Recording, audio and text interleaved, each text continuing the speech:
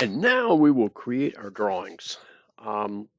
First, you got to create a presentation file and bring in your assembly and orient it in this format. Even though this is the rear of my object, it's got the most detail coming out the back side there.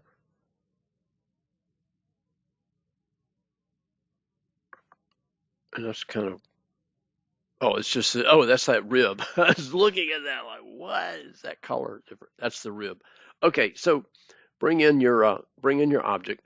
When you do the tweak components, I grabbed all three of them and brought them up to this height, placed them, and then I did tweak again and grabbed both bolts and brought them up to the height. That way they stay at the same height. Okay, and then create a snapshot view of your finished exploded isometric, and then save that file. Then create your drawing.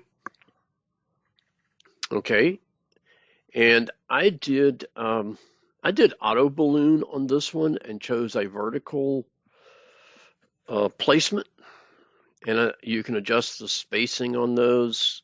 I can't remember if I did like 2.5 inches, and then I ended up dragging them again to get the angle of the leaders to be about the same. Now you'd want, in this case, because they're so close together, I can right click on that leader and go add a vertex, and then click that bolt and then come back and join it to there. Okay, and that, adds another leader to tie to that. Bring in your parts list, edit the columns, include material, and I had to rename because I had saved these file names, which is the part numbers, the file name. I had saved them as top and bottom. Not a big deal. Okay, so in the parts list, I can come back and change those. I changed my balloon numbers and sorted them in descending order, because often you'll find a parts list, one starts at the bottom and then it works its way up. That's just kind of, some companies do it that way. Okay, edit your description and bring in the material column. Okay, and then anytime we've got fasteners in an assembly, I want you to put a note in as to where those fasteners came from, unless you created them yourself. Because if we download things from like McMaster Car or Fastenal or one of the other, supply houses, we need to put a note in there where we got it from. So if you're getting it from the Content Center, put you a note on the assembly drawing. If it's just one thing, you can say hex caps courtesy of that. If it's a multitude of fasteners, then you would say fasteners, all fasteners courtesy of Autodesk Content Center. Okay, so now then, drawing number 1, I've given you the views that you're going to have in the DWF file that I gave you, and it's complex. There's a lot of dimensioning going on here. Okay, now a couple of things that I want you to pay attention to down here. Remember, the book gave us these dimensions, but it didn't give us a dimension for the center line of where the center line goes. So you'll have to place this center line in your drawing and then dimension it from front or back, either one. But this dimension comes from the side with the cylinder. That's given to us in the textbook because it's different in this direction. It's a different quantity. Okay, and you always want to follow the engineer's notes when they give them to you. All right, now this whole note, if you go to dimension that, that's what comes in. So we want to edit that, and here at the back we're gonna go a space, and we're gonna add the drill depth.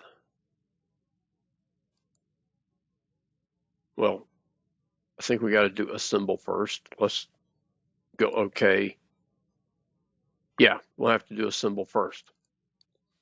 So in front of that, we come over here to symbols, and just have to look and find the depth. There it is, the depth symbol. And then we want to say 8 times because there's 8 times holes. Okay. And don't be alarmed because drilled holes and threaded fasteners are almost always dimensioned in fractions if it's a fractional 3/8 or half or 7/8 or something like that. Okay, because that's how drill bits are sized. Okay, so that's a note for that. Tolerancing. Let's look at this one. This was actually a diameter dimension, but it's a linear dimension. So you'll want to edit it and add the diameter symbol in front of it. On precision and tolerancing, limit stacked, and you have to change your precision to 3 decimal places on that one. Okay. Watch your decimal precision on everything. Okay. A lot of people leave out this 45-degree angle dimension on the rib. I'm not sure why, but they do.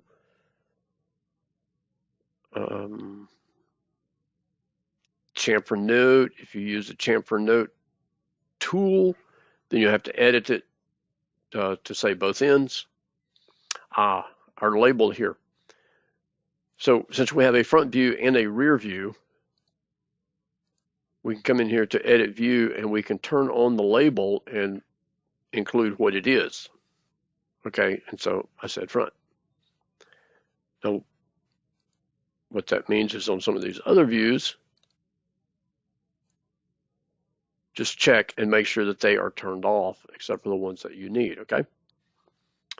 And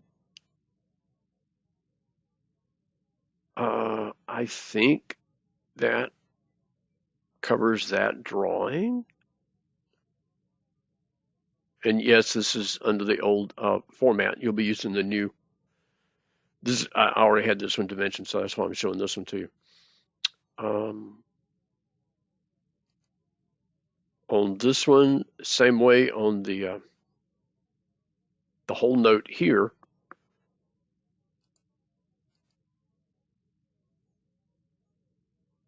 Come on.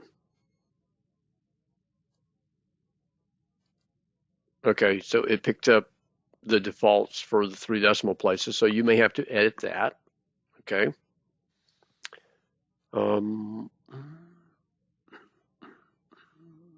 Linear diameter dimension there, Phillips note.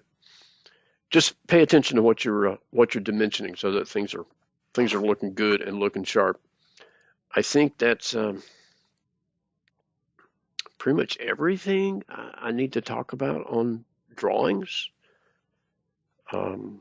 Get your titles in the title block. Make sure your drawing numbers use the correct numbers, 14-19-2.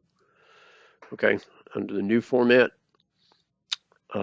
name the title in the iProperties. I think that about covers everything on there. Pay attention to your center lines. Make sure those are all looking good. And I think, I think that's it. It's a challenging drawing, but you know that's life in the real world, so they say. If you got questions, you got problems, send me an email. Come by and see me. Okay.